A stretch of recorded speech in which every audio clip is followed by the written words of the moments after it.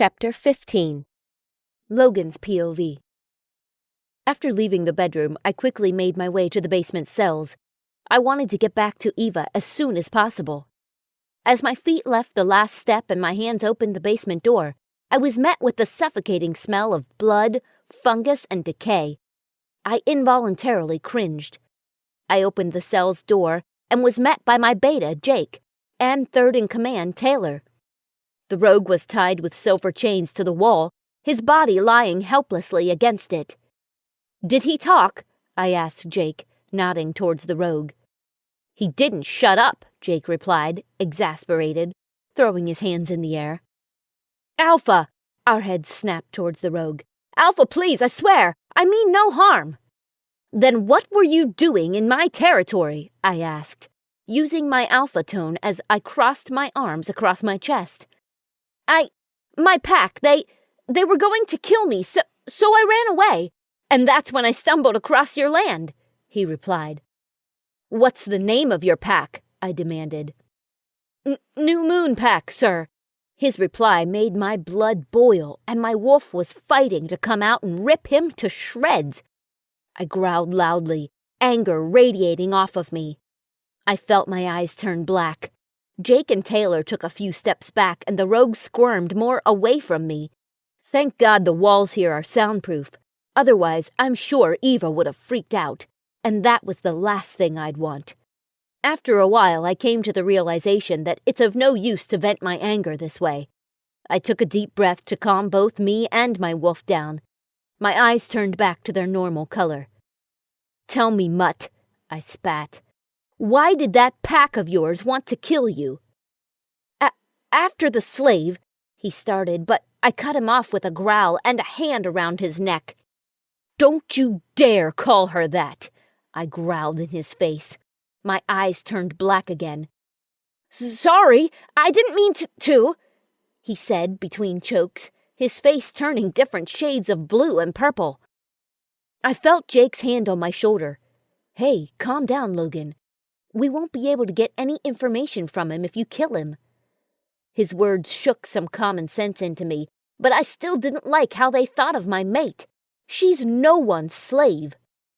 I pressed a little harder on the rogue's cheek, just for my own pleasure, before I let him go. He started coughing and gulping huge amounts of air to fill his lungs. "After I took Eva from that disgusting pack, what happened next?" I asked after he was able to talk. His face scrunched in confusion at my mate's name, but he didn't dare comment on anything and just went with his story. "I'm an Omega who lost my parents when I was a teenager, and I lived alone this whole time. Even though the rest of the pack members weren't really nice to me, I was still spared from all the work and beatings 'cause, you know."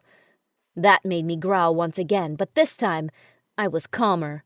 I had to get to the bottom of this story. I nodded for him to continue. "After she left, it became my turn to clean up their homes, run their errands, etc. The beatings started too, and I too was called a slave. I don't know how, Eva managed to keep up with that for 10 whole years, but I couldn't take it after a couple of weeks, so I decided to run away." He stopped talking for a while, probably recovering from the memories before he started again. "I ran for about 2 days until they found me. I was beaten up more. They broke almost all the bones in my body. I was able to escape with them hot on my tail. I didn't even know where I was going. I kept on running, not daring to look behind me till I bumped into someone. She was a girl. She demanded what I was doing in Alpha Thompson's territory. I was going to reply when your men came and took both me and her. I swear, Alpha, I mean no harm whatsoever." I was stunned with his story. What kind of pack is that? Not only did the Alpha buy someone as his slave, it also looked like he gave no shit to his pack members. I sighed deeply. They should be dealt with as soon as possible. I looked at Jake and Taylor. They had the same expression on their faces, obviously thinking the same things as me. "What's your name?" I asked. "Wesley Mars," he replied. "Okay, Wesley, let me ask you something," I stated. not really wanting an answer as I crossed my arms again against my chest. Who exactly harmed Evangeline, whether it was physically or mentally? He looked at me with worry and fright, and when he didn't answer, I growled, which made him change his mind. It was mostly the Alpha, Beta, and the higher-ups who would always beat her up and abuse her mentally. The rest of the pack would overwork her with chores, maybe trip her sometimes, throw something at her, call her names, but nothing that would cause her permanent damage. That was the Alpha's job, he said. I felt Taylor and Jake's hands on both my shoulders trying to calm down my vibrating body. I was mad, true, but I had to think rationally. Did you ever harm Eva? In any way or form? I asked the rogue. He shook his head almost immediately. No, Alpha. I never touched her. I always felt sorry for her, and I tried to help her whenever I can. Maybe that was another reason why I was targeted after she left, he replied. I took a deep breath. Okay, I'll let you go now, but if you dare cross my territory again, you're dead. I threatened dangerously. Untie him, I ordered Jake and Taylor as I made my way out of the cell. No, the rogue. Wesley's voice made me turn around to look at him. No? I asked, raising an eyebrow. No, Alpha. I have nowhere to go, and if I was just to roam around, my pack would find me and kill me for sure, he said, fright evident in his voice. He was on the verge of breaking down. I turned my body to face him fully and crossed my arms across my chest. And what do you expect me to do? I raised my right eyebrow in amusement. If you allow it, can I join your pack? He answered. I scoffed at that. Where the hell do you think we are? A club where anyone can just come and go? Even clubs allow certain people to enter. Wesley looked taken back with my reply, but he still started begging again. Please, Alpha, I'll do anything. Just don't let me go out there again. They'll kill me. Please, Alpha, he pleaded, his eyes starting to tear up. That guy really was frightened. I felt his heart was going to give out any minute. I sighed. Okay, how about this? I'll allow you to stay with us for 1 month under surveillance. If you prove to be worth the stay, then I'll accept you. However, if you do anything suspicious or afflicting harm on any of my pack members, then you're out. Got that? Yes, Alpha, thank you. Thank you so much. I won't disappoint you. Thank you, he said with joy. I turned again to leave. I was ascending the stairs when I stopped dead in my tracks with the scream of someone I knew too well. My body, on its own accord, made its way to my room, taking 3 steps at a time. I was met halfway to Chloe. She looked worried and couldn't catch her breath. Logan! Eva! She tried forming a proper sentence between breaths. I didn't wait for her to continue as I started heading again towards my room. Another scream filled the house as I opened the door. Eva was squirming in pain. My mom and Alexis next to her, their heads snapped towards me. What's going on in here? I asked angrily. Logan, I think she's growing another tail, Alexis replied worriedly. Leave, I ordered. My mom stopped, patting Eva's head, and looked at me in shock. What? She almost whispered. I said leave! You have no right to go behind my back and meet my mate. I won't say it again. Leave! I spat more angrily. The thought of Eva in pain made me lose my mind. Both my mom and Alexis scurried away. I didn't miss the hurt that was in my mother's eyes. It made me soften, and guilt spread through my body. Eva's scream made me snap to her, and I quickly made my way to her side.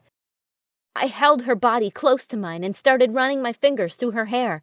Shh, baby, it's okay, everything will be okay, I whispered into her ear. Unlike the last times, this one didn't take that much time. Minutes later, Eva's eyes glowed, and I could see her tails moving under the covers. Her body was more relaxed now between my arms. Just out of curiosity, I slowly removed the covers, exposing her tails. 1, 2, 3, 4, 5. Holy shit! Another 3 tails at once! Is that even possible? Not only is the rate super fast, but the number of tails growing at a time increased each time. I started worrying. Her body might not be able to handle it. I recovered her tails and averted my gaze to her eyes. Looking back at me were my mate's beautiful blue orbs. Something kicked in my head, and I just now realized that her eyes were the same color as her tails. The same fiery blue. Her eyes always succeed in pulling me into a place I've never been into before. Slowly, her eyes started closing, exhaustion taking over her body, and without a single word from neither me nor her, Eva went into a deep sleep. I placed her more comfortably on the pillow and made sure she was covered fully. I placed a lingering kiss on her forehead before leaving her side and made my way out of the room. As much as I wanted to stay by her side, I had to go apologize to my mom. After knowing Eva's story, I became more grateful to my parents. At least, they never stopped loving me. I descended the stairs and headed to the kitchen where I know they would all be gossiping in there. "You sure?" I heard someone ask. I knew that was my mom's voice. I hid behind the wall and continued listening in on them. "Is that even possible?" someone asked, who I assumed was Chloe asking. What were they talking about? I had a hunch, but I still wanted to be sure. "Looks like it," that was Alexis. "But does that mean anything?" Chloe asked. "What do you mean by anything?" my mom asked in reply. "I mean, like, is she different than others? Is it a good different or a bad different?" Chloe explained.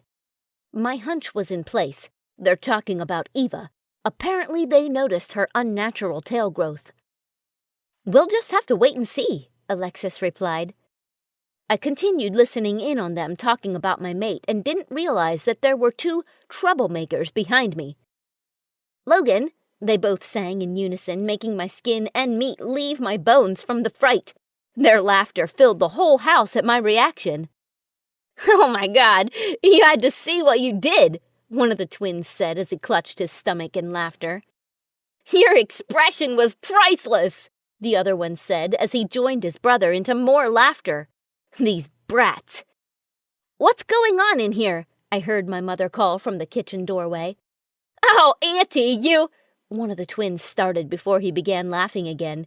"You had to see how he jumped about 100 jumps in 1 second. I think he wet himself." This was it. I stood between the 2 and, using my arms, held both of them in a partial headlock. "You sure like to laugh, huh?" I asked mockingly. They both stopped laughing from being choked and started patting vigorously on my forearms. Okay, they both chorused, gasping for air. "Logan, let them go," my mother said, exasperated. I looked at her and was reminded of what I just did. I immediately let the twins go. "Mom, I'm sorry. I never meant to snap at you," I pleaded. "You too, Alexis," I continued, looking at Alexis. My mom shook her head, giving me a small smile. "It's okay, Logan. I know what you're going through. We shouldn't have visited Eva." "Even though she liked it," Chloe murmured. My head snapped towards her. "What do you mean? She liked it?" I asked in confusion. "She was okay with it." "Chloe?" my mom scolded. "No, Mom, let her continue," I said. "She was reluctant in the beginning, but she soon started talking to us. She even showed us her tails." Chloe beamed in happiness at the last part. "What?"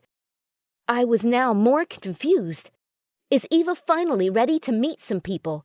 The thought made my heart dance with joy. "Yeah, she was starting to open up to us before she—" She stopped mid-sentence, and we all understood what she meant. "What about us?" the twins asked simultaneously. We want to meet her, too. Later, boys, my mom said. They both scoffed childishly before leaving to God knows where. Logan, Alexis's voice made me turn to her. How many tails did Evangeline grow? 3, I replied. Gasps erupted from all 3 ladies. At the same time? Chloe asked, to which I nodded. According to the books, that's not normal, Alexis said. I realized, I replied. Do you think it might be dangerous to her? I asked worriedly. Alexis shook her head. I don't know, Logan. I'm sorry. It's fine. I'll look more into it, don't worry, she said, and I nodded again. We'll just have to wait and see. And with that, I made my way back to my room. King Luther's POV. I was sitting in my office doing some boring paperwork. Being the king of werewolves meant that I had to keep everything in order. How alphas maintain their pack, controlling rogue activities, packs alliances, and much more. Everything should go in order. As I was checking some pack's financial records, a knock on my door sent all my attention to it. Come in, I said, and in came Beta Alexander. The look on his face alerted my wolf. Your Highness, bad news, he said between breaths, to which he soon brought back to normal. Being a werewolf had its perks. What's wrong, Alexander? I asked impatiently. King Maxwell is calling for war again. What? Didn't we already go through that before? I asked angrily. Looks like he's still not satisfied with your Highness, Alexander replied. It's either you give him your daughter as a wife, or he starts war and takes her by force. I growled angrily. No one is touching my daughter. That good-for-nothing king had to get some sense knocked into him. Why would a 40-year-old man want a 21-year-old for a wife? He should get someone his age. I already lost one already, and I'm not ready to lose the